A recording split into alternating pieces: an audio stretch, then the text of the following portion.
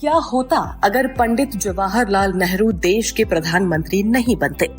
ये एक ऐसा सवाल है जो अनेकों इतिहासकारों और विचारकों के मन में उठता रहा है। जवाहरलाल नेहरू भारत के पहले प्रधानमंत्री थे और उन्होंने 17 साल तक देश का नेतृत्व किया। उनके कार्यकाल में भारत ने अनेक महत्वपूर्ण उपलब्धियां हासिल की। लेकिन अगर वाकई पंडित जवाहरलाल नेहरू देश के प्रधानमंत्री नहीं बनते तो क्या होता? यही सवाल हमने जब आर्टिफिशियल इंटेलिजेंस से किया तो उसका जवाब काफी ज्यादा दिलचस्प था। क्या कुछ कहा एआई ने, आइए आपको भी बताते हैं।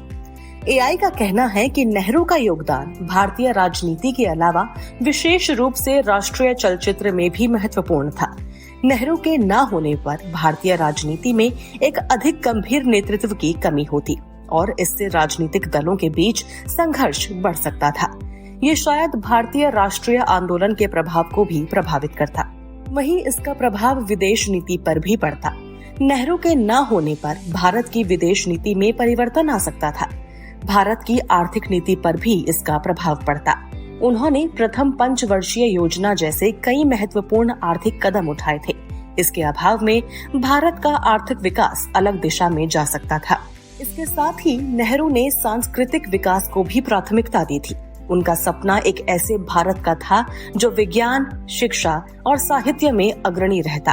इसके अभाव में सांस्कृतिक दृष्टिकोण से भारत का विकास भी अलग हो सकता था।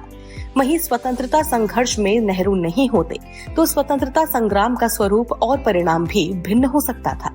और सामाजिक न्याय जिसके लिए नेहरू प्रतिबद्ध थे, अगर वे नहीं होते तो सामाजिक बुराइयों को दूर करने में अधिक समय लग सकता था। ये कहना मुश्किल है कि यदि नेहरू देश के प्रधानमंत्री न बनते तो क्या होता, लेकिन ये निश्चित रूप से कहा जा सकता है कि भारत का इतिहास और विकास नेहरू के नेतृत्व से पूरी तरह अलग होता। ये भी ध्यान रखना जरूरी है कि ये केवल एक कल्पना मात्र है। इतिहास में क्या होता यदि के सवालों का कोई निश्चित जवाब नहीं होता है। तो ऐसे ही एआई से जुड़ी न्यूज के लिए बने रहिए हमारे साथ और सब्सक्राइब करना ना भूलें हमारा चैनल।